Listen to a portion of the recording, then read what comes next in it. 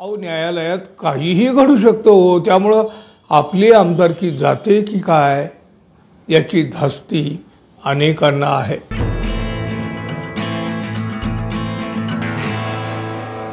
मित्रांनो नमस्कार। यंदाची विधानसभा निवडणूक वादाची आणि संशयाची ठरलेली आहे।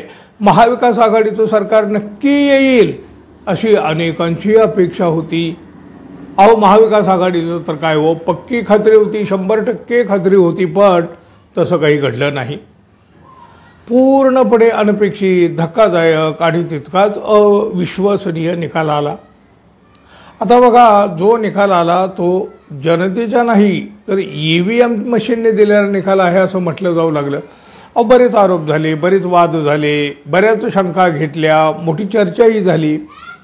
निवडणूक आयोगानं तर मात्र बघा प्रत्येक वेळेला काही थातूर मातूर उत्तरं दिली, अर्थात हे लोकांना पटलेलं नाही, पण ते विषय सोडा। आता नवं सरकार कामाला लागलेलं आहे, पण तरीही EVMची चर्चा मात्र काही थांबत नाही।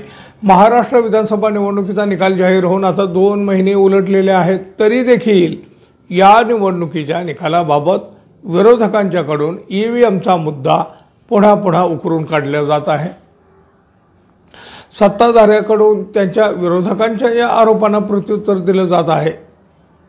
त्यामुळं निवडणुकीचा निकाल जाहीर झाला तरीही निवडणूक प्रक्रियेवरून आरोप प्रत्यारोप सुरूच असल्याचं आपल्याला पाहायला मिळत आहे। अशातच आता विजयी झालेल्या जवळपास 35 आमदारांच्या निवडीला उच्च न्यायालयामध्ये आव्हान देणारी याचिका दाखल करण्यात आलेली आहे।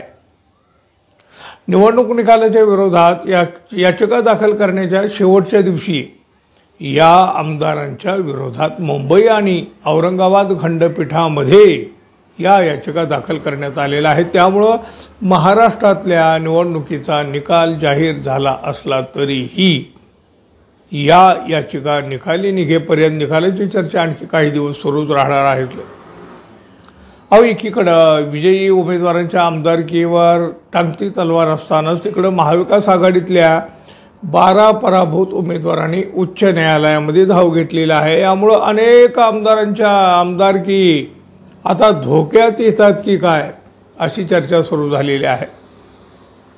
यामध्ये बघा, जे मंत्री आहेत आणि सध्या वादग्रस्त मंत्री ठरलेले आहेत ते धनंजय मुंडे, त्यांच्यावर जे आरोप करत आहेत ते भाजपचे सुरेश धस, संजय शिरसाट, तानाजी सावंत, संजय बनसोडे, हिकमत उडान, संतोष दानवे, अर्जुन खोतकर, आमदार रमेश कराड, राजू नवघरे, बाबासाहेब पाटील, अमोल पाटील, मंजुळा गावित, नमिता मुंदडा या आमदारांच्या विरोधामध्ये उच्च न्यायालयामध्ये आता याचिका दाखल करण्यात आलेली आहे। महाविकास आघाडीमधील पराभूत उमेदवारांनी देखील निकालाच्या विरोधामध्ये उच्च न्यायालयामध्ये धाव घेतलेली आहे। यामध्ये बघा, माजी मुख्यमंत्री पृथ्वीराज चव्हाण यांच्यासह 11 जणांनी ही याचिका केलेली आहे। दरम्यान काँग्रेसच्या वर्षा गायकवाड यांच्या खासदारकीला आव्हान देणाऱ्या याचिकेवरील निर्णय न्यायालयाने राखीव ठेवलेला आहे।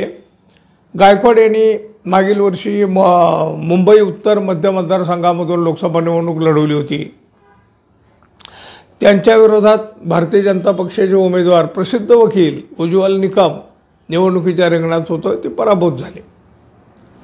या निवडणुकीमध्ये गायकवाड यांचा विजय झाला आहे। मात्र गायकवाड यांनी निवडणुकीच्या दरम्यान जाहिरात पत्रकावर मुद्रक आणि प्रकाशकांच्या नावाचा समावेश अनिवार्य असताना सुद्धा निकषांची पूर्तता गायकवाड यांच्याकडून झालेली नाही अशा प्रकारचा एक दावा करीत याच मतदारसंघातून निवडणूक लढवलेले उमेदवार आसिफ सिद्दीकी त्यांनी ही याचिका दाखल केलेली आहे। मात्र ही याचिका अर्थहीन असून आपण कोणत्याही नियमाचं उल्लंघन केल्याचा पुरावा नाही असा दावा गायकवाड यांनी केलेला आहे। हे सगळी प्रकरणं आता न्यायालयात गेल्यामुळं अनेकांच्या म्हणजे खरं तर चिंतेत वाढ झाली आहे। अनेकांची आमदारकी टांगणीला लागली आहे। यामुळं अहो न्यायालयात काहीही घडू शकतं हो, त्यामुळं आपली आमदारकी जाते की काय याची धास्ती अनेकांना आहे।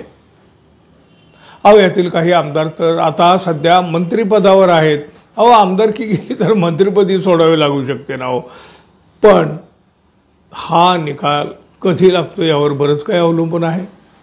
अहो ते बघा ना, मागच्या सरकारमध्ये एवढी मोठी उलथापालथ झाली, सुप्रीम कोर्टात प्रकरण गेलं, आमदार अपात्रतेबाबतचा निकाल अजूनही लागला नाही, अगदी सुप्रीम कोर्ट असून सुद्धा. अहो त्या आमदारांची कारकीर्द देखील संपली, दुसरी निवडणूक झाली आणि ते पुन्हा आमदार झाले, तरीही मागचा निकाल अजून लागलेला नाही. आता या 35 आमदारांचं भवितव्य कधी ठरणार याचं उत्तर कोणाकडेच नाही. तरीही ही आमदार मंडळी धास्तावलेली मात्र नक्की आहेत, घाबरलेली आहेत. अहो 35 आमदारांची आमदारकी वादात अडकलेली आहे ना. आता पाहूया काय होतंय ते. तोपर्यंत मित्रांनो, आपण अजून आपल्या चॅनलला सबस्क्राईब केलं नसलं तर सबस्क्राईब करावं ही अपेक्षा आहे. धन्यवाद. पुन्हा भेटू. तोपर्यंत नमस्कार.